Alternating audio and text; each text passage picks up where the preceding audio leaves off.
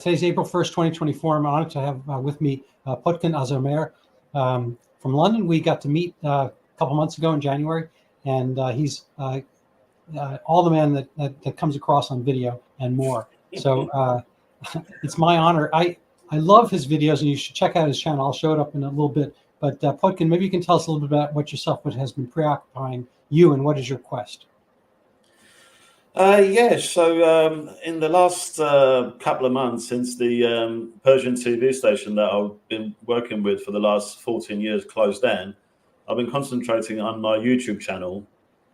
And I'm sort of like posting various stuff, anything that I'm really interested in. But it seems like I think the niche market that I'm finding is talking about the growth of Islamism and radical Islam in the UK. And how we can combat it. So yeah, those are the videos that seem to be reaching more viewers. That's my main preoccupation, but I'm doing some other consultancy work as well with other people. I'm working with London by Londoners, a group that we formed before January last year to make an influence via social media and platforms have a say in London politics, in UK politics, without being affiliated to any of the established political parties. I'll actually recommend if you contact Liam Mitchell, the guy who started it, and maybe have a chat with him. He's got a lot of interesting things to say, and I think we're doing quite well. So all those things are keeping me busy, and of course still continuing with my journalism and writing articles both in Persian and in English. Mm-hmm. Where do you get published in Farsi? So there's Kayhan London, which has been going on for the last 40 years. Kayhan was one of the most popular dailies in Iran, and then after the revolution, the proprietor continued with it outside Iran in London. The actual original proprietor died a few years ago. Well, actually, a good few years ago. And a close friend of mine sort of like taken over from there, and she's doing quite well. She's got an English version, and she's got a Persian version, and it's quite informative, I'd say. And yeah, so that's mainly where I publish the Persian stuff. So I listened to your interview with David Wu recently, and I recommend everybody to do that as well. And he's an interesting guy. You're an interesting guy. Very interesting.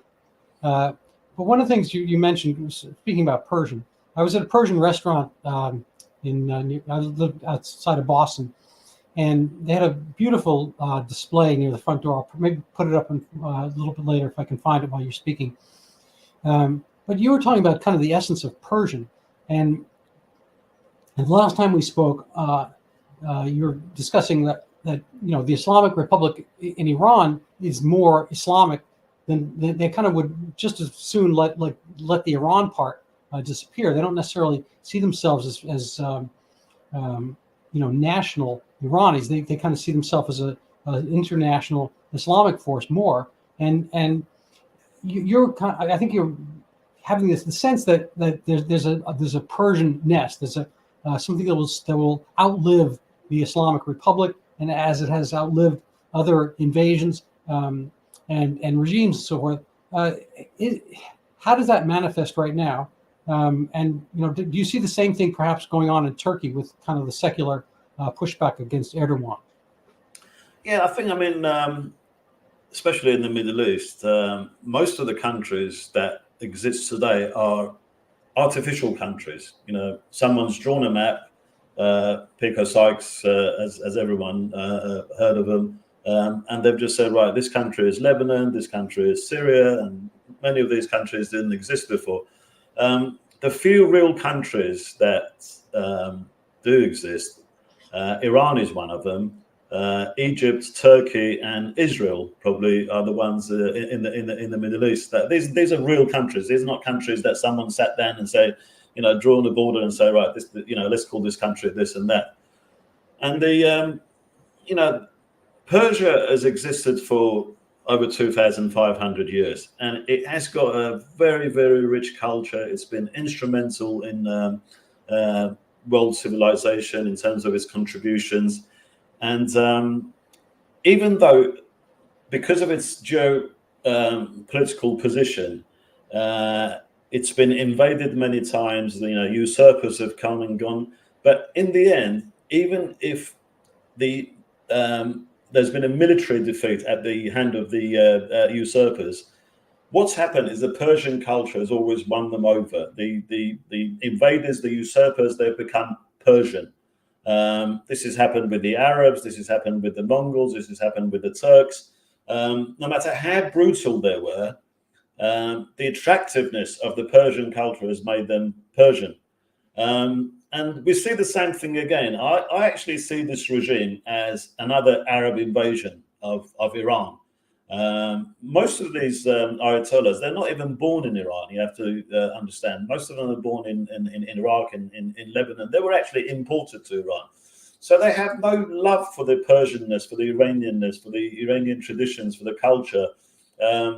As you said, they frown upon nationalism. Nationalism is a dirty word. Nation is a dirty word. They like to use the word ummah. It's if you like, it's similar to communism. It's the internationalism of this ideology. Some of these mullahs have gone on record, for example, saying like, we think Syria is more of a priority for us than even the oil-rich province in Iran of Khuzestan, for example. And what I've seen in the last 45 years is very similar to the previous invasions of Iran. So we have these brutal usurpers who've keeping on to power through sheer brute force. But the Persian culture cannot be destroyed. It just comes back, and it's reborn again, and it just gets stronger. And it's they say, like, what can't kill you makes you stronger, and that's what's happened with the Persian culture. No one has managed to kill it, and it's just become stronger and stronger. And we see the children of the Iranian officials being won over by the Persian culture. They're changing. They're sort of like moving in a different path to their fathers. The happiness of the Persian culture, all the celebrations. In the pre-Islamic Iran, we had so many celebrations. At least once a month, we had some celebration, apart from the New Year, Nowruz celebration, the fire celebrations, the seasonal harvest celebration, etc., etc. There were so many celebrations that what I heard, the story of the gypsies, actually, this is how it started from Iran. So there was this Persian king in the pre-Islamic era where he was worried that there might not be enough entertainers for people to hold their celebrations. So he brought these gypsy musicians from India to Iran, and then since then they've been traveling through Iran and sort of ended up in East Europe. And you can see, like, they look Indian, and they sort of like, they speak a different language and all that. And that's how it started. It's because there was so much love for happiness and celebration. And you can imagine if you got a regime which just doesn't understand happiness, doesn't understand celebration, wants you to cry all the time, wants you to have mourning festivities all the time instead of like celebrations. It's at a direct clash with that Persian culture. And history has proven that it's the Persian culture that will win over. Yeah, no, I can see that. While you were speaking, I pulled up a picture from the restaurant experience I had the other night. It was a beautiful. This is a table just right at the door. There's someone in the mirror there that looks like me from the back, I think. Yeah, I don't think. But that's not me. I don't think it was you. Yeah, no. But this is just such a lovely place. It was a beautiful restaurant. The food was fabulous, and I was thinking, is this Islamic or is this Persian? I mean, this is pre-Islamic. This is Persian. This is nothing to do with religion. This is what I like about Nowruz. It's something that every Iranian can celebrate, no matter what their religion or ethnicity or anything is, because it's the first day of spring. It's the Iranian New Year, so it's the rebirth of nature. It's when everything becomes new. So you wear new clothes. on the Iranian New Year. You do spring cleaning in the house and make it look fresh and clean. And it's nothing religious. It's something that it's not just, and it's survived so many years again, because it's not just celebrated in Iran. It's celebrated in Tajikistan, in Uzbekistan, in the parts of Turkey. I can't remember how many countries, but a good few countries apart from Iran where Nowruz is celebrated. Yeah. Anyway, that was just a beautiful sight for me. I obviously I took an interest. I wasn't thinking about our show today. I thought it was just beautiful in and of itself, and plus it had the benefit of the celebrations go for 13 days. And on the 13th day, it's actually the picnic day, where you go out into the nature. Everyone goes out to parks and spends the day out in nature. So and today is that 13th day. So, can you tell me about Zoroastrianism? How does that play into the history of Persia, and is that still a thing in Iran? Yeah, the Zoroastrian has become ingrained into the Persian identity and Persian culture. It's an ancient religion that predates Islam. We're not quite sure who Zoroaster was. There's different narratives about who he was, or whether he was a real person, just like with any other prophets of other religions. But it was one of the first, if not the first, monotheistic religion. And the tenets of the Zoroastrian religion is good thoughts, good words, and good deeds. And you have a heaven and hell, and you on the judgment day, you're judged on all the good deeds that you've done and all the bad deeds you've done, and then that decides whether you go to heaven or hell. Telling the truth is very important in Zoroastrian. To tell a lie is one of the biggest sins. Safeguarding nature. For example, again, one of the greatest sins is polluting nature, polluting rivers. To be sad is not really good. Happiness is encouraged. Idleness is very much despised in Zoroastrian. Zoroastrian encourages hard work, work ethics, and life, really. So it's very much in contradiction with Islam. Islam is almost the opposite to that. And with the Arab invasion, although the Iranians were, after about 200 years, were mostly forced to become Muslims. You have the jizya, the Islamic tax. If you live in an Islamic country and you're not a Muslim, but you're one of the people of the book, and fortunately the Zoroastrians were considered to be people of the book because they had a holy book of Vesta, you have to pay extra tax. You have to pay this extra tax, and you don't have the same rights as a Muslim. So it's very much like an apartheid system. But even so, then the Iranians sort of started their own version of Islam, which is you could see that there's a lot of Zoroastrianism in Shia Islam, it's very specific. Shias are only mainly in Iran, parts of Iraq, and Lebanon, but a lot of the Sunnis, they say it's a Zoroastrian version of Islam, and they're probably right on that. It's the way Iranians, they couldn't fight off the invaders, but they managed to sort of make it more Zoroastrianism. But even so, it's still a far concept than the philosophy of Zoroastrianism, which is about happiness, it's about hard work, it's about telling the truth. Islam, you have all the opposites. You have taghiyya, you have what's the other words the Sunnis have, where when it's expedient for you to lie, you can lie and it's okay. And this is just completely opposite to Zoroastrianism. And fire is very important in Zoroastrianism. This is why Iran had so many fire temples. The province where I come from, which is Azerbaijan, which is the Turkic version of the Persian one, which is Azarabadagan, it's all about fire temples. It was named after a Persian general who started the first independent state after the Greek invasion, called Aturpat or Azarpat, and Azarpadagan means the land of the keeper of the fire, if you like. So Azar is the Persian word for Atash. It's for fire, and the reason it's important is not because a lot of people accuse Zoroastrians of sort of like worshipping fire, but it's not about worshipping fire. The Zoroastrians worship Ahura Mazda, which is the wise Lord, Lord of wisdom. But fire is holy because it can't be polluted. It's a pure element.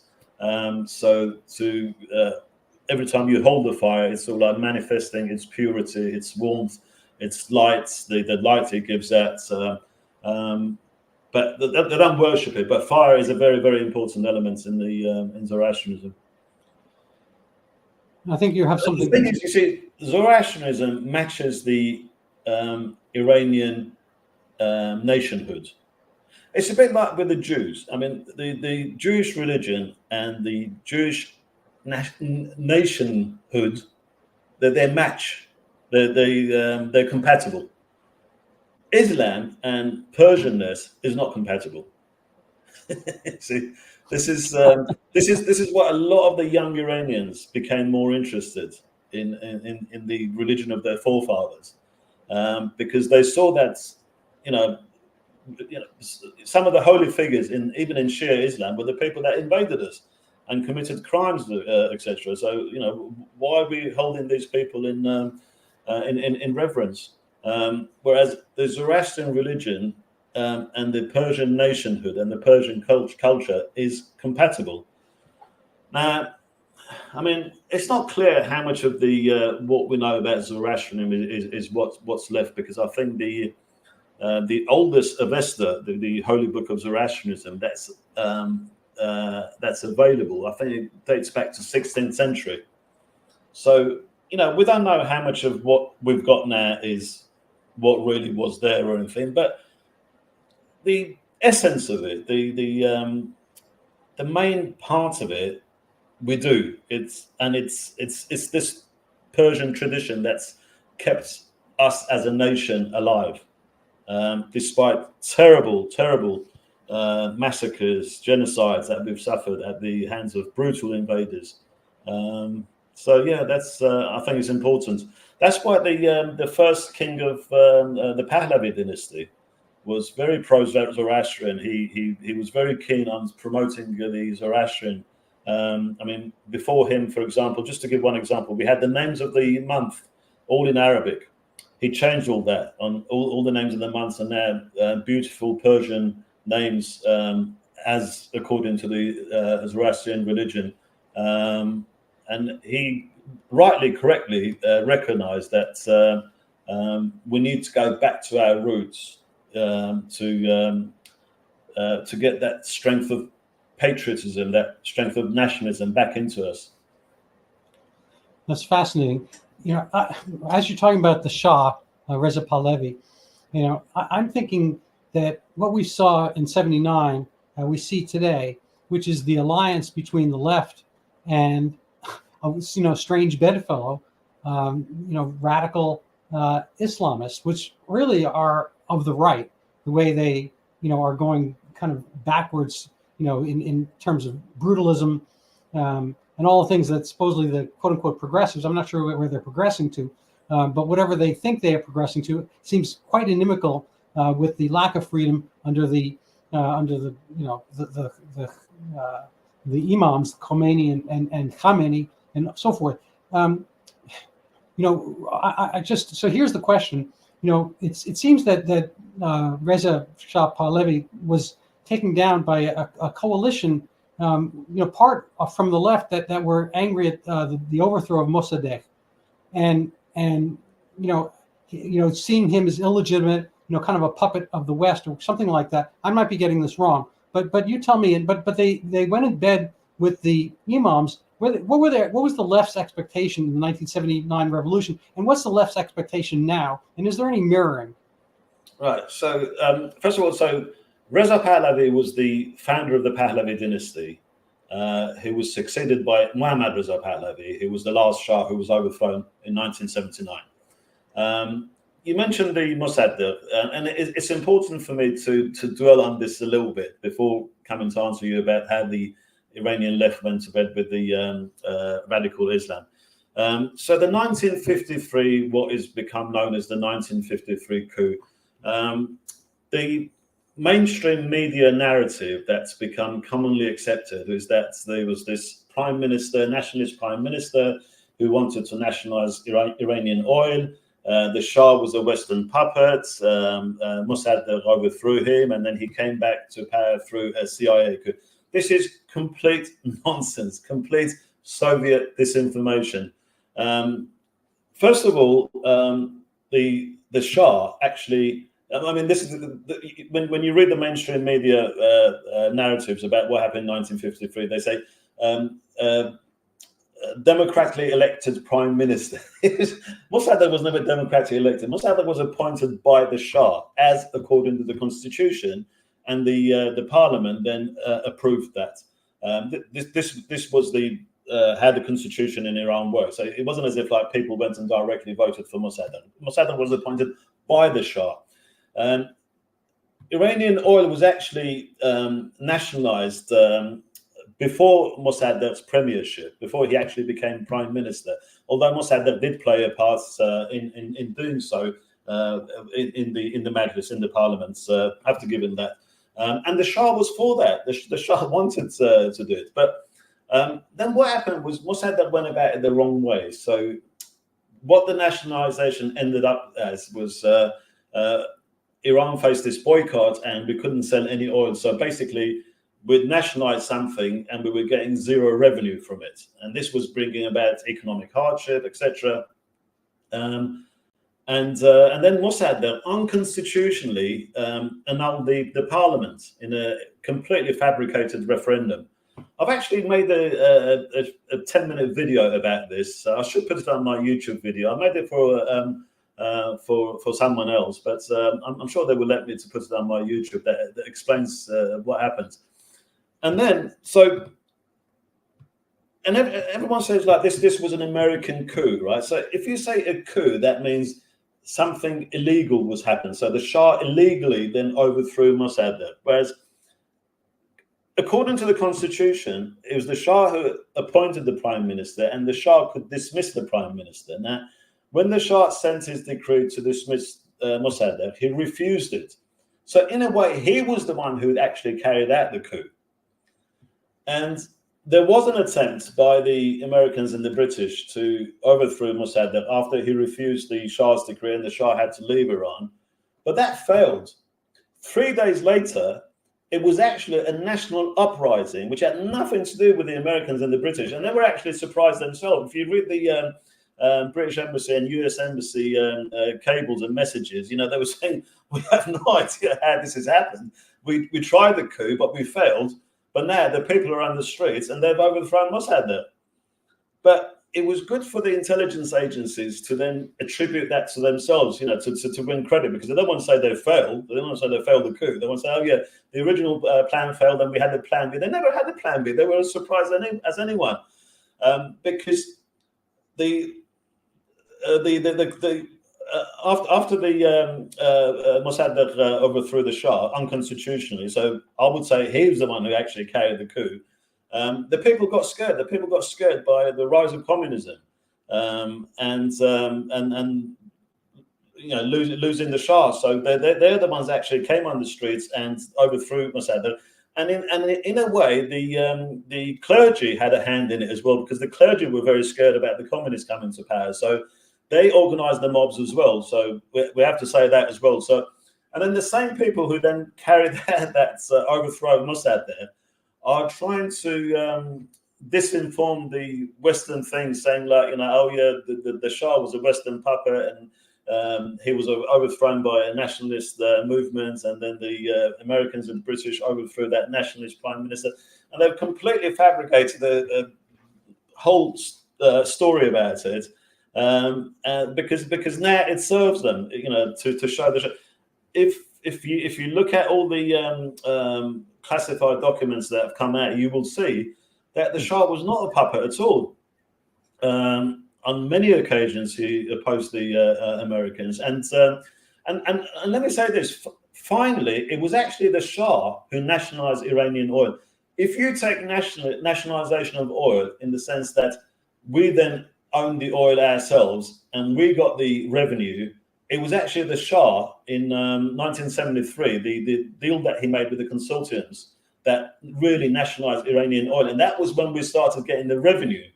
When Iran's income just skyrocketed, and but unfortunately, with any oil income, when it's like that, it brings its own problems. The inflation, etc., etc. We should have managed it like Norway do. This is why I went to Norway and made a documentary about oil management in Norway. So they have this sovereign fund, and they only spend 3% of the oil revenue. They invest the rest in the sovereign fund, and that way the oil price fluctuations don't affect the economy. What's known as the curse of oil. It's like winning the lottery.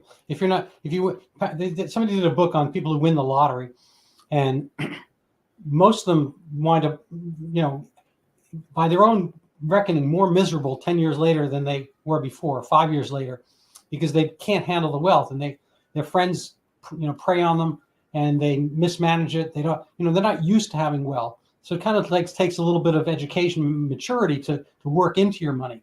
And I think the Norwegians had that through, years of, creating a kind of a more integrated. They'd seen what's happened in other oil-producing countries, so they had the experience of it, and they wanted to avoid it, and they went about it the right way. But what was happening in Iran, for example? So we had all this oil revenue that was pouring into the country.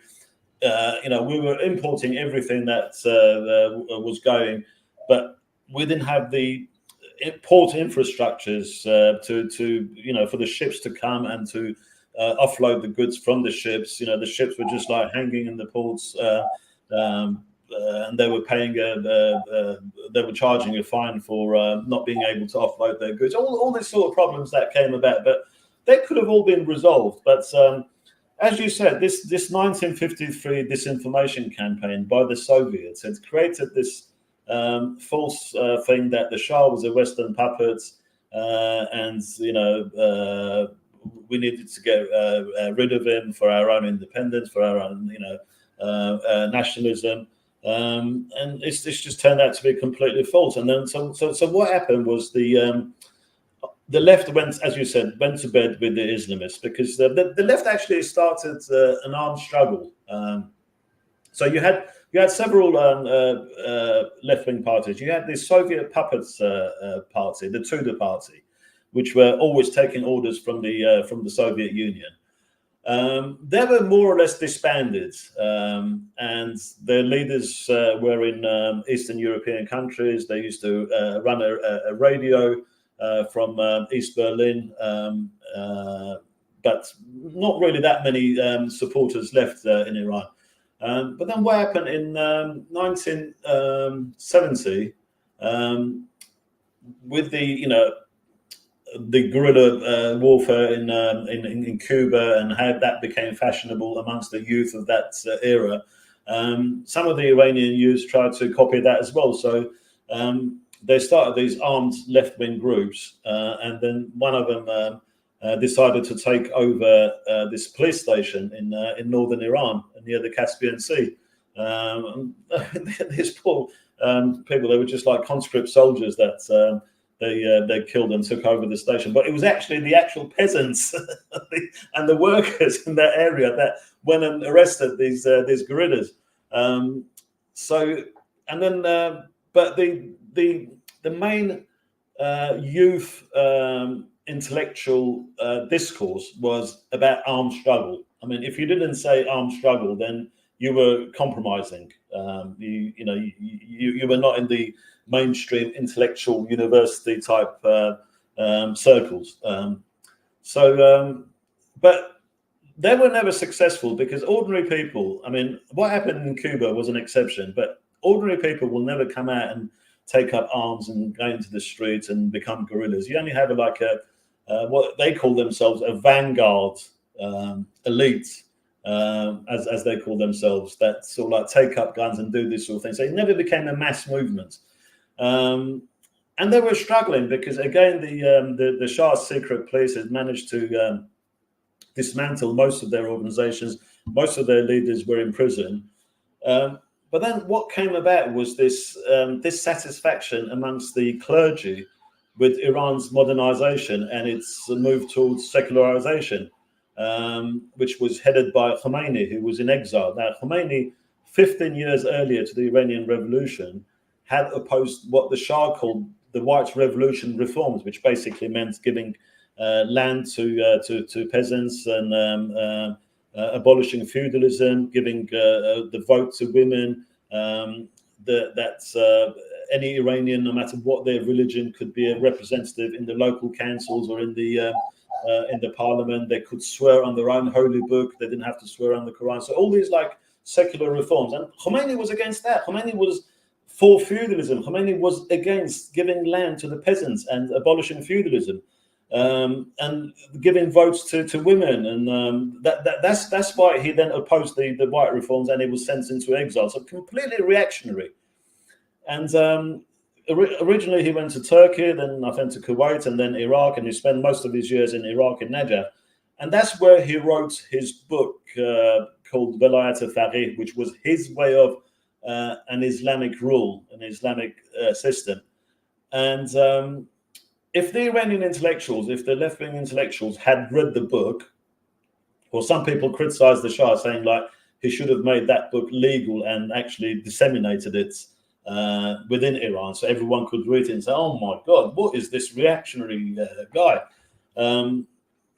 Although, again, some people argue even if they had done that, people would have said, "No, he's making this up. This is this is fake and is fabricated." But anyways, people didn't sort of like, or the left didn't really delve into what this guy was about. Even in the United States, I this is on my blog. There was two people, two journalists that had actually read Khomeini's book, and they voiced their concern, saying this guy is a completely reactionary, anti-woman guy from the Dark Ages, and they were opposed by two people within the Carter's State Department on Iran desk, who were then saying, no, these journalists don't know what they're talking about. It turned out that it was the journalists that knew what they were talking about, not the people in the State Department. I forget their names, but they're in my blog. I'll send them to you. Maybe you can put it in the description or whatever. But again, with the Iranian left as well, they didn't really sort of like think it through, because see, for me, every time I say Islamist, I'm talking about political Islam. I'm talking about radical Islam. I'm not talking about someone who's got spiritual faith and chooses to practice the Islamic way for his spiritual. So I've got no problems with that.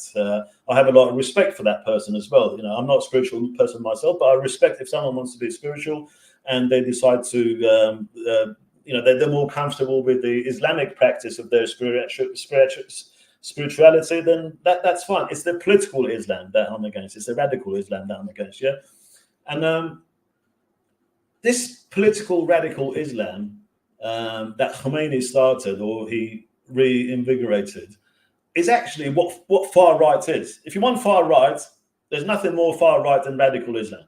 You think about it, like the way they sort of like put some people above others, the apartheid they create, they're anti-women, they're anti-gay, everything about them is far right, right? So the left went to bed with a far right ideology because they didn't research it through. All these people that claim to be intellectuals, that you think that they'd be the people that would actually look into something, would read this guy's book to see what does he mean by Islamic rule, and then decide whether they want to go to bed with him. But I think what encouraged them more to go with radical Islam, they realized that the clergy has got more ability to organize a mass movement than this guerrilla warfare thing. The guerrilla warfare thing never got public support. It never became a mass movement. But the clergy, I mean, if you think about it, unfortunately, in a way, the Shah promoted the clergy and Islam in a way as well, because he thought his main enemy is communism. So he thought by promoting that, he's fighting communism. The result of that was that every town, every village had at least one mosque. Every mosque needed at least 3 people to run it. So this was already a network. So in the absence of political parties, you had this network of mosques and clergy and ayatollahs and all that. That was like a sophisticated political party that could organize mass movement, that could bring the masses on the street and organize large demonstrations. But because they were considered to be like illiterate and sort of like outdated by the left, I think the left thought, they're good at sort of like bringing the masses to the street. We can use that. We can ride on the back of that, and then we can lead them. And this is exactly what the left is thinking in the West as well. I think they recognise the ability of radical Islam to make a mass movement, and they think they can then ride on the back of that and lead them. It doesn't work like that. I mean, most of the Iranian left, they knew the Soviet history better than Iranian history. They'd read more books about Bolshevism and Marx and Lenin and Russian history than about Iranian history. And then I think they were looking at the Russian Revolution. They thought, right, okay, so the Tsar was overthrown by Kerensky, this sort of like moderate person. And then the Bolsheviks came and overthrew Kerensky, and that's how they established communism. So we'll use Khomeini to overthrow the Shah, and then afterwards we'll overthrow Khomeini. Khomeini will be like, or his provisional prime minister would be like Kerensky, and then we will overthrow them and we will come to power. It didn't work out like that. And they got annihilated. And I mean, you're asking me about like, what's the situation left in Iran? It doesn't really exist, to be honest with you. Nothing like what it was before 1979 anyway. I mean, I can't remember the last Iranian I met that claims to be a Marxist-Leninist, or the Marxist-Leninist as it was. They may sort of like make it some sort of like modernity into Marxism, Leninism and that, but the traditional Marxist-Leninist is dead. And a lot of them were massacred in 1988 in the what became known as the massacre of Iranian political prisoners in 1988. So what happened was all these left-wing people, a lot of them got killed, executed in 1981. The rest that were in prison, and they included young children, you know, teenagers as young as 13, 14, pregnant women, that maybe just like, you know, handed out a pamphlet in the street or something and they were arrested. And as the war with Iraq was coming to an end, Khomeini was worried that with all the dissatisfaction after the war and these people finishing their prison sentences, they will come back out into society and they might organize a revolt against the Islamic regime. So he ordered them to be all executed. So you had these kangaroo courts, and they were bringing on these prisoners, and they were asking them 2 questions: do you believe in God? Are you willing to renounce your organization? And if they said no to any of these 2 questions, that's it. They were passed on for execution. And at least something like 5,000 people were summarily executed. I mean, 5,000. When I say 5,000 people, 5,000 people whose names have been registered. It could be many more. And it was terrible. It was kids as young as 16, 15, who maybe made an error of judgment. You know, they became politicized and they sold a newspaper for some left-wing organization in the street or handed out pamphlets. Pregnant women were executed. It was terrible. And then that was it. That was the end of the left in Iran. So this is why I keep telling the left here. I said, look, you keep going on about the far right, the far right. The far right that I see is the political Islam, is the radical Islam. And you're going to bed with them. And they will annihilate you. They will annihilate all of us. Why can't you learn from the experience of your Iranian comrades? Yeah, you know, everyone, you know, points at there's Godwin's law on the internet, which everyone you don't like is a Nazi. But it's for some reason they can't actually They call me a Nazi, and I was part of the anti-apartheid movement. No, it's craziness, because the only kind of Nazism that you're seeing right now is this kind of like, basically this Ummah nationalism, and other people don't deserve to die. I mean, the way that what I call the Hamassacre happened in October 7th, this is a viewpoint where the other is not deserving of life. You pointed out, you have one of your videos, I think his name is Farid Soleimani. You talk about his mentioning slavery, like I guess he's in a religious discussion, so forth. I'm not sure who he is. I don't know the character. I think I imagine he's in England, but the only places slavery exists right now, from what I understand, are in Mauritania and in this Islamic markets, south of Libya and so forth. I'm not, I don't know. I don't get the data on this because slavery is not forbidden in Islam. So, and then the guy that you mentioned, he's actually Egyptian born. He's I don't know if he heads the think tank or is one of his senior people, but he goes around lecturing and sort of like trying to sort of like introduce Islam and make make a more attractive version of Islam, talk about an attractive version of Islam. But in that meeting that I put in the video, someone's asking them about slavery in Islam. Why isn't it forbidden? And the way he tries to justify that is just, it's just laughable. The way he says like about, they'll have 12 beautiful slave children. That was the bit that really made me laugh. Was that implying that the master of the house could have relations with a woman if she's a slave and have slave children? The way he was trying to justify it was that slavery existed at the time. So when Islam came about, it tried to make some amends, and one of them was, for example, so if you defeat another enemy or something, and you take their women as slaves, and then you marry the slave, then that woman is not slave anymore, and the children are not slaves anymore. Whereas if she was just taken a prisoner and you didn't marry her, then she would still remain a slave. And then if she married another slave, then they would have 12 beautiful slave children.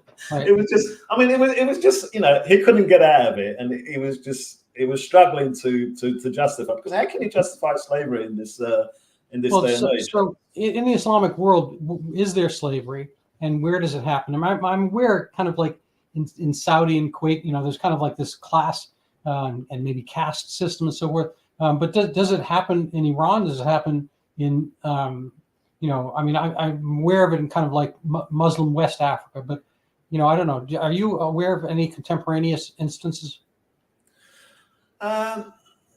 You said Mauritania. I think slavery still exists there. That was one example that you mentioned. In the form that we're familiar with in terms of slavery. In Iran, it doesn't really exist. In Arab countries, it's more in terms of like domestic workers that are more or less treated like slaves. One of the opposition to Qatar, for example, was the way the workers are treated, foreign workers are treated, and the way the domestic workers are treated, which is very close to slavery in terms of what rights they have and the pay they get and their living conditions. But honestly, didn't Marx say religion is the opium of the masses? Mm-hmm. So this is what makes me question the left. So you're following Karl Marx. You're going by his writings and his ideology, and he's told you that religion is the opium of the masses, and yet you have no qualms about going to bed with ultra extremist religious people, and yet you try to label me as far right. It doesn't. Well, I think far right about someone like me. Right. I think both have that taqiyya aspect where you're okay to lie for a purpose, and I think that's really partly what it comes down to. So despite all this, and despite our hopes for Persianness to reign supreme in the long run, and kind of like the more joyful aspect of the human character, whatnot, it does seem like Iran's been on a bit of a winning streak geopolitically. Is the Suez Canal still closed? I mean, to business effectively? Have they kind of like against, despite not being popular, have they managed to put their message out? And then I guess a side question would be not just the Houthis and whatnot, but what's their influence on the streets? How is it that the Islamic generations might be second or third generation, or whatever, in England and throughout Europe are kind of more idolatrous towards that kind of Islamic fundamentalism? It's also sheer ignorance. Where are they getting their information from? They're getting their information from the education system, the school, which is just too scared to criticize radical Islam, to criticize political Islam. You've heard about what's happened to teachers in, say, the teacher in Batley Grammar School. Poor teacher's gone into hiding without even the teachers' union backing him, without even the security forces, the police standing up for him, or the school standing up for him. They get their information from mass media, from mainstream media, where left-wing journalists are prevalent in the mainstream media. And the rest of them are just again too scared to take on radical Islam because they might be accused of being Islamophobic, whatever that means.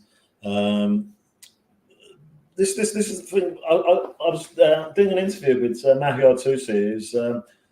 He's a much bigger person on YouTube. I think he's got about 400,000 followers on YouTube. He's a big influencer. And like me, he was born in Iran, but he came to this country when he was only 8 years old. And he's like me, sort of like under conservative with a small c, side of politics, against the left and against Islamists and all that. And we were talking, and I was saying, I'm old enough to remember the protests against the Vietnam War, against apartheid in South Africa, all these like different protests, poll tax protests and things like that. But all those protests, if you talk to the protesters, they had some basic knowledge of the subject. They knew who Ho Chi Minh was. They knew what a Viet Cong was and everything. But now, when I go on the streets to all these like pro-Palestine protests, and I talk to these young, mostly, I must say, I haven't come across a single Palestinian amongst the protesters. Most of them are either like British or second generation British from the Islamic countries. And then when you talk about it, they don't know the basics. They say like from the river to the sea, and you say, okay, can you tell me which river to which sea? Is it the Black Sea, or or there was this guy who was holding a placard calling for a socialist intifada, and we've got this like famous comedian in Britain, Konstantin Chrisin, and he went up to him and said, "What is a socialist intifada?" He said, I have no idea. It's just that someone gave me the placard. I'm just like, I don't know what intifada is. I've never known protesters who are so ignorant about the subject and yet so opinionated. And that's because like the system, the establishment doesn't promote people like me who have experience of radical Islam, who understand how these people win, understand how democratic societies, how secular societies like fail and collapse and get run over by extremists. But we're not the ones who get promoted. It's the likes of that guy that was trying to justify slavery that are the establishment like to cuddle up to and share a panel with, sort of thing. I don't know. The establishment doesn't seem to be on our side or want to use our experience. Is it all fear? I mean, terrorism, terror seems to be a very, very profitable industry. Yasser Arafat was born in Cairo, I think, and had kind of a middling career, maybe an engineer, something like that. And he died a billionaire. It's a very effective strategy, and it just seems to work across the board. It's like it's like a hot knife through butter. It's very effective, and I mean we see the manifestation of that. I mean, look, we had the justice minister resign because the threats against him by the Islamists. Now, if the justice minister resigns from politics, quits politics because he's too scared of the threats, what chance have people like me got? He's the justice minister. He should be the one who is protected. We had the UK Parliament. There was a protest outside the Parliament, and the MPs were debating ceasefire in Gaza. And they were so scared of the protesters outside that they actually changed the parliamentary constitutional procedures to safeguard themselves. So you lot are, can I say, shit scared of the radical Islam. What chance have we got? You're our politicians, you're our ministers, you're our officials, you're our police. You know, I've got videos of the police running from the Islamists, from the protesters, running away from them, embarrassingly, like, you know. And and I'll compare this with the Thatcher era, because, you know, there was intimidation then from the IRA as well. So we had the Irish Republican Army and the armed groups in Ireland, INLA and everything. They were carrying out like terror attacks. They were assassinating politicians. If you remember, they bombed the Grand Hotel in Brighton, the Tory party conference where Margaret Thatcher was. You know, many of them were hurt. Norman Tebbett's wife was paralyzed, disabled for the rest of her life. But they didn't come out saying, oh, because of these threats and because of these like attacks and everything, for the sake of our family, we're now quitting and we're resigning and, you know, thank you very much, sort of thing. They were defiant. Margaret Thatcher came and showed defiance, saying like, these terror attacks cannot, you know. I've got a friend of mine, Lord Clooney, John Clooney, from the DUP, from the Democratic Unionist Party, Democratic Unionist Party. He was assassinated, I think, in 1970. His bodyguard in the car was killed. He received 5 bullet wounds. He was in hospital for 6 months. Part of his jaw is taken from his thigh bone, so he's got his thigh bone. He always jokes in his jaw. He actually read his own obituary in hospital because the attack was so bad. Everyone thought, like, you know, he'd been killed, and the papers reported that he was killed, and there was an obituary. He was like sitting in the hospital bed reading his obituary and all that, you know. But he didn't leave the hospital after 6 months saying, I'm now quitting because, you know, this is just too much. I'm too scared of that. They were defiant. There was a different generation of politicians. This generation of politicians, they're complete cowards, spineless cowards. And I'm saying this explicitly without any, spin or anything like that. They are pure cowards. Because you talk to them about all these, like the network of Islamists that they've allowed to grow in this country, and they realize what a mistake they've done. They're scared about what is happening, and you tell them what they've got to do, and they agree with you, but they don't want to push the button. They don't want to be the one to push the button, because then they'll be under the threat, and that's what they're scared of. No, it's a sadness. And one of your videos, you're talking about kind of I guess this was with. I don't remember her last name, Bronwyn from the Chatham House, and you're talking about what they could do or what they could come out in favor of to cut down the network. She's like, I don't see why we should do that. I don't see anything wrong with a hostile state building a network in this country. Yeah, it's like intellectuals. She's a head of a think tank. What sort of think tank would be that stupid? If you replace the word Islamist with Nazi, they'd have no trouble doing this. You know, it just it's for some reason they don't see the threat, and yet it's because Nazism is not, Nazism is not a threat anymore. I mean, the number of people who would sort of like adhere to Nazi ideology or revere swastika or something would be like, you could count them on the number of both hands or something. So they're not a threat to them anymore. But the Islamist threat is the genie out of the box. They can't control it anymore. Yeah, no, it seems. There's an old Soviet joke. I don't know if I can squeeze it in time, but the two friends, they're going back and forth. If I had 2 houses, I would give you one. The other one's like, yeah, you know what? If I had 2 boats, I would give you one. And they go back and forth about how generous they'd be if they had this and they had that. And he says, let me ask you a question. If you had 2 chickens, would you give me one? He says, no. He says, why not? Because I have 2 chickens.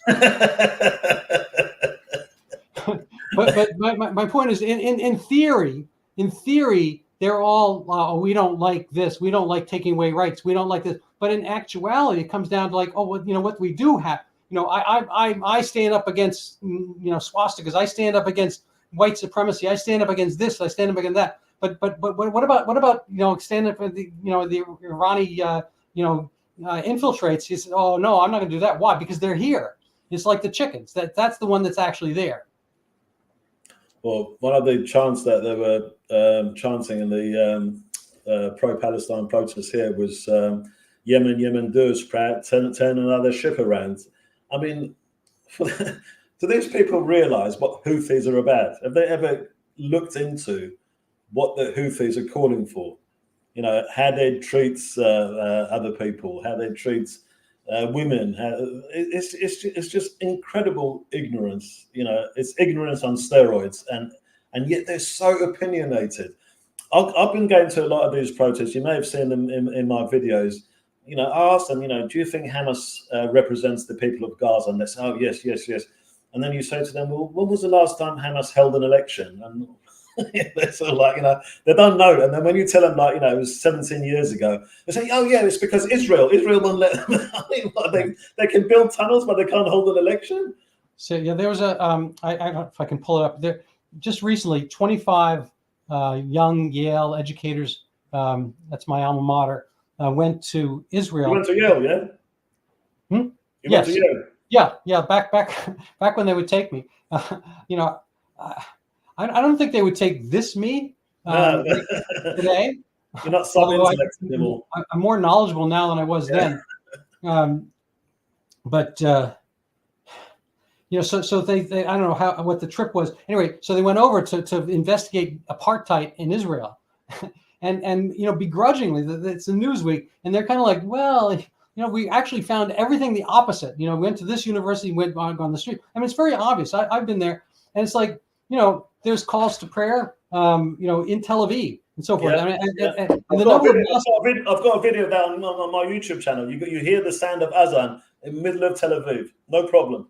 Yeah, but have a hard time like finding like a Jew in Tunisia. Or Iraq, or I mean, there are some, but 1948 was kind of a watershed. 1947, 48, it was kind of like tilting the balance.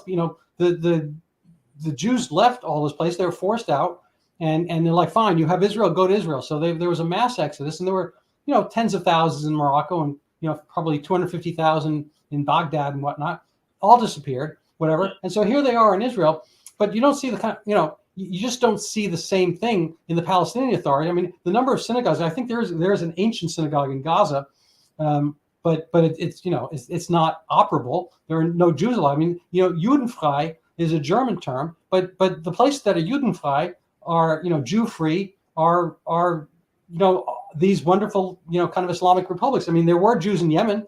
There are none. There were Jews in Saudi Arabia back, at the time of Muhammad. I mean, thus he fought them in Khaybar and whatnot. I think you'd be hard pressed to find any. Maybe a couple will show up in Dubai these days. But it's like, here it is, a place where you want tolerance and so forth. And why are you in bed with people who don't, show tolerance? I just, not only don't show tolerance, but will, it's like that you've seen this chickens for KFC. The gays for Palestine. It's like, you're just fodder. It just doesn't seem to make much sense. To accuse Israel of apartheid is one of the most ridiculous things I've ever heard. I mean, I was part of the anti-apartheid movement, right? So I say to these people, I said, like, what about apartheid in the Islamic Republic of Iran? So we said, what do you mean? I said, well, look, I'm not saying there's a racial apartheid in Iran, but there's a religious apartheid in Iran. So, for example, the president has to be a male Shia to be a president, right? If you're one of the religious minorities in Iran, you can't be a judge, you can't be a minister, you can't, so many things that you're deprived of. And then you have the Baha'i religious minority, which have got zero rights. I mean, they've got absolutely, nothing. They're not even considered as citizens. That's the real apartheid. the number, like you said about all the Jews leaving the Islamic countries, same thing happened in Iran after the revolution, not before the revolution.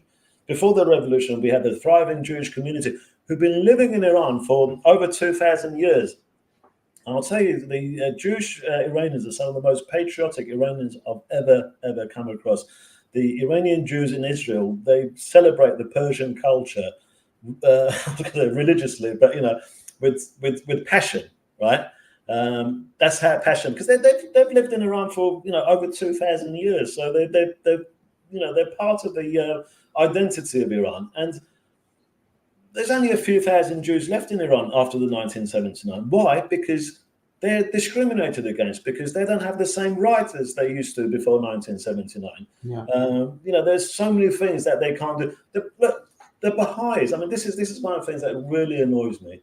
I mean, the Baha'i children cannot go to university in Iran. I mean, this is apartheid. This is, for me, is so wrong. There could be so many intelligent people amongst these people, and they're denied university. And when they were trying to have an online university with, lecturers teaching them from abroad sort of thing, so they can sort of educate themselves and that, they even busted that. They even went for that. Even they couldn't even have an online university. And why is the world silent about that? If you want apartheid, this is apartheid. And then you accuse the Western countries of Islamophobia, but you have all these Muslim population, refugees coming to here. I mean, if it was so bad, if these countries were so Islamophobic, why are they all coming here? It's as if to say, like, during the Nazi rules in Germany, the Jews would be flocking to Germany. It's that's not what was happening, was it? Like, they were leaving Germany. So if these Western countries are so Islamophobic, well, why are you coming here? Why don't we go to another Islamic country where it wouldn't be Islamophobic, and it will have the sort of. It's craziness, and this is kind of the other question I have is, we talked about this a little bit last time, but why is it that the second, third generation Muslim heritage kids, young adults, and so forth in Europe seem to be more radical than possibly back in Egypt, possibly back in Tunisia, Algeria, you name it, Iraq, Iran, and so forth.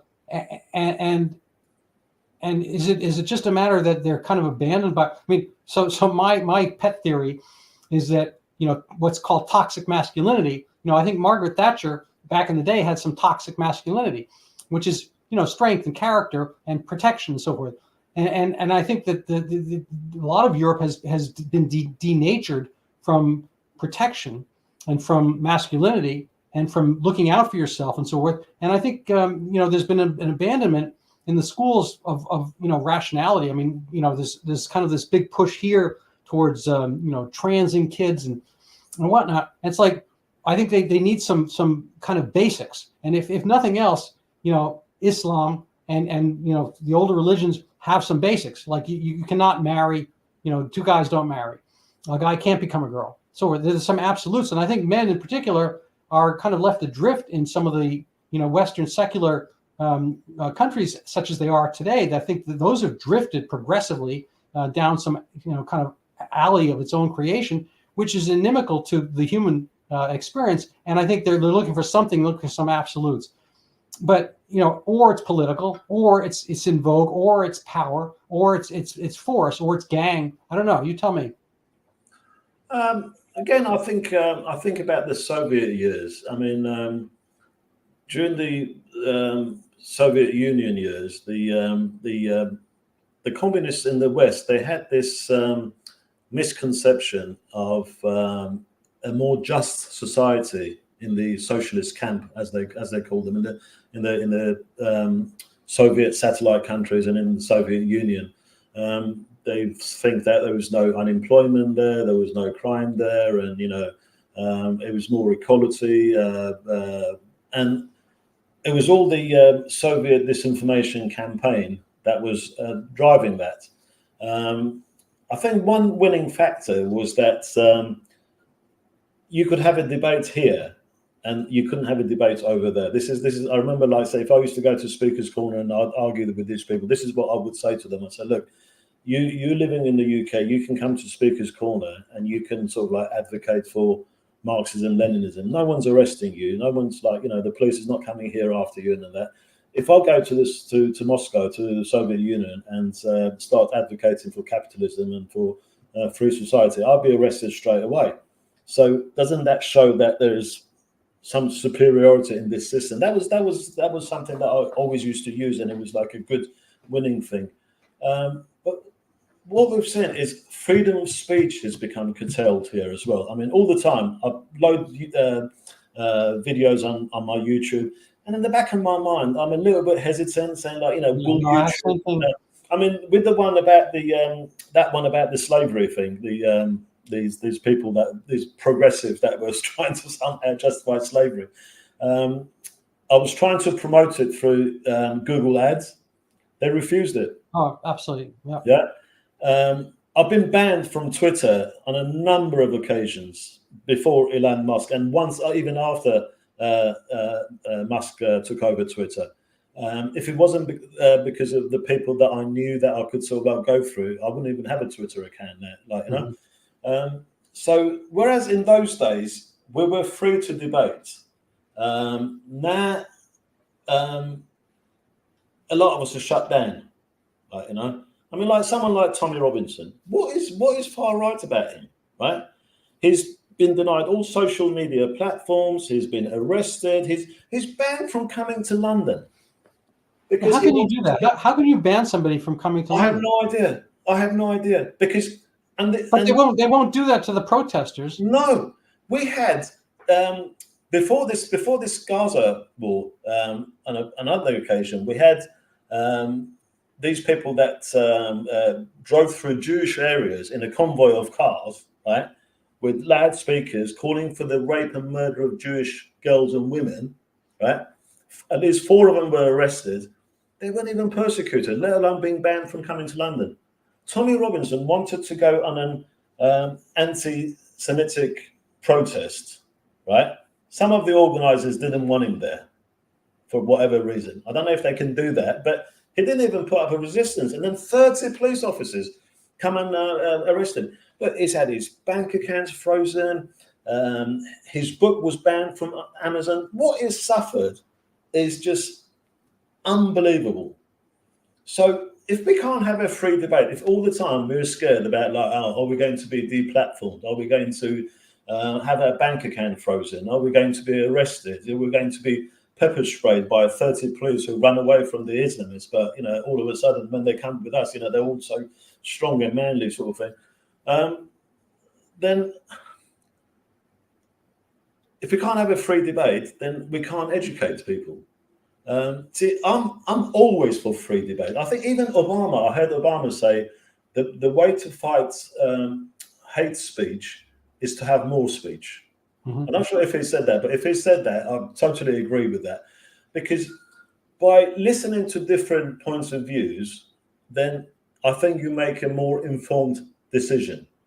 If you try to shut down one debate, if you try to push one official narrative, then that's a recipe for disaster. And I think this is what's happening. So these people, they're getting all their information from mainstream media, which a lot of them are funded by the Qataris, for example. We have newspapers here, we have TV channels here that are funded by the Qataris, who are the biggest sponsor of the Muslim Brotherhood terrorists. We have, social media that are always going after people that are speaking against Islamic radicalism and things like that. So we can't have a proper debate without fear. And so the information is not getting to these people. And I see this when I go to these protests, when I speak to these protesters, their misconceptions is just gigantic. It's beyond proportion. It's one thing about not being fully informed, but another thing about completely getting the wrong end of the twist. To not say anything about apartheid in Iran, about the way the Baha'is are treated in Iran, about the way the women are treated in Iran, and then to go on about apartheid in Israel, where you can go in Tel Aviv, you can go to a shop and you can buy a T-shirt that says "Free Palestine." I saw this myself. I went to the shop. It's like in the middle of Tel Aviv, the shop, T-shirt, "Free Palestine." It's okay, you can have it. As long as you don't go and hurt anyone, as long as you don't go and harm anyone, as long as you don't carry out a terrorist attack, you can think what you want. And then, like, if this thing about a genocide. So when a genocide happens, you're getting rid of that population. You're disseminating that population. Whereas what we've seen is the Palestinian population grow, the Arab population in Israel grow. Yeah, I think the Jews are bad at genocide. Huh? I think the Jews are very bad at genocide. I think Douglas Murray explained the difference between a war, which unfortunately has civilian casualties, and a genocide. They're just two different things. And yeah, and if you don't like war, then don't start them. Exactly. Yeah. None of this would have happened if they hadn't attacked on 7th of October. There's it's too much. I mean, the misuse of terms. It's actually demoralizing sometimes. I think that's the intent. I was looking at there's still some movies about the Holocaust that come out, and one of them was on my Facebook feed, and it looked interesting, and I clicked on it just to whatever, and I looked at the comments. The comments were just some one of these kind of the Chinese call them the 50-cent party. People who get paid to do kind of pollute the feed. Yeah. It was one Palestinian, Israelis are the real, Nazis. The Israelis are doing the real genocide. There's one after that. You couldn't see the comments. The comments were just endless. There's hundreds of these, and it's like, oh my God, this is for a Holocaust movie. It's like, dude, watch the movie first, and then you can see that it's a planned, it's a planned program to get civilians, and it's like this is exactly the opposite of what happens. This is a planned, activity to get the soldiers. You get the soldiers out, and then won't be any war. There's old expression. I think Golda Meir had the expression. If you disarm the PLO, we'd have peace. If you disarm the Israelis, we'd be dead. It's kind of we'd be gone.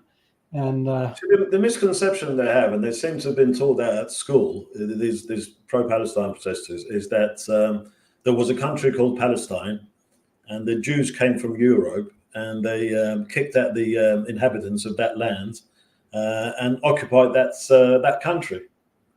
And then when you ask them like basic questions like, okay, so who was the leader of this Palestinian country? Who was the king or president of this country, or anything like that? Or, or was there a Jewish population, before the Second World War, already in there that, thriving? And, if you say to them, when was Tel Aviv built? They have no idea. They don't know any of these things. They really honestly think that this was just like some sort of colonialism where European settlers went somewhere, occupied the country, and massacred the inhabitants. There certainly was an element of a European diaspora towards Israel, but Jews had been there for a long time. They weren't necessarily always in the majority, and under the but clearly there was a kingdom of Israel thousands of years ago, and in one form or another. I mean, frankly, the word Palestine was invented by the Romans as kind of an epithet against the Jews there. I think Philistine means invader. Philistine is something completely different. Yeah, there were different ethnicity. There was seafarers that they're not Palestinians. Well, there was the Phoenicians and the Philistines, but they named it Palestine as an insult to so the Jews wouldn't think they were getting Israel back again. So and then of course they subsumed it. And the Palestine there was the Palestine National Orchestra in the 1940s, which was all Jews. I mean, that was the Palestine territory for the British. But anyway, as far as all that goes, I don't think people really are going to delve into that history, and it gets manipulated. And what I say to them, I say, like, even if your version of history is correct, right? Even if I don't argue with that and I accept everything that you say, right? I said, well, look, take America for example. So you had these native Indians living in America, and you had these white settlers that came over, that took over their land. Now, if these native Indians then set up terrorist organizations, and they started like attacking some towns. Which has been done. Huh? Which it has been done to us. They've done it. The native Indians have done it. Well, there have been some. It was not so much these days. It was like in the 60s and 70s. Yes. Okay, so I mean, if they come and sort of like kidnap and rape innocent children and people that are just like born there, had nothing to do with what happened so many years ago, or something, would you justify that? And or say, for example, the people that lived in Eastern Europe being occupied by the Soviet Union, I didn't see them going around massacring innocent Russian people who had nothing to do with their governments. There's a. I think you've got to have a principle in struggle. Rape is not resistance. Murdering innocent people is not resistance. If you put down these principles, then you're just as bad as the other side. Yeah.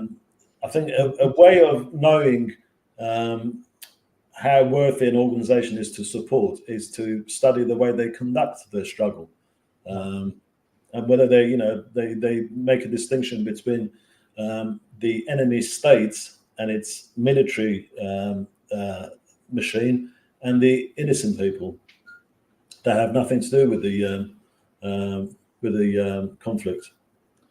All right. Well, we have so many other things to cover. I think we're going to have to get them, next time. I hope you come back on again. It's always good to talk to you. It's time flies. Oh, it's really amazing. I love it. And, I very much enjoy it. Yeah. I'm going to go back to this story that's happened today, the attack on the Iranian consulate in Syria. I know. I saw that. Yeah, it looks like, because the thing is, what the Iranians are now saying is the Iranian regime, or the regime in Iran is saying is that, this is an attack on our soil because the consulate and embassy is part of our soil. Was it? Yeah. So who did it? Are we assuming the Israelis did it or what? I think this is the most likely. I don't have any direct evidence, but I think it was carried out by F-35s. So yeah, it must be the Israelis. Yeah. And there were some senior Quds commanders. Yeah, I saw them. Yeah. So I'm going to look into that and see what's happening. It's could be a turning point. Yeah, I agree. So before we go, I'm just going to have people take a look at your Twitter page. Whoops, I'm getting rid of you. Let's see. Here we go. Here's your Twitter page. Spelling is well, you'll find it, but there you are. And last word here is I'd like people to want to help support my video podcast and have wonderful guests. You can go buy my book, Overturning Zika, the Pandemic That Never Was. It's on Amazon. A totally different story. We're not going to have time to talk about it today. But I certainly would appreciate if you go out and buy it, and even better if you read it. So that's my little promotion. Thank you so much for being with us today, Potkin. Any final words? Thank you, Randall. Final words. Yeah, I just want to quote my maths teacher at school, who taught me a very valuable lesson, and which was always be wary of ideologies and organizations that don't like being asked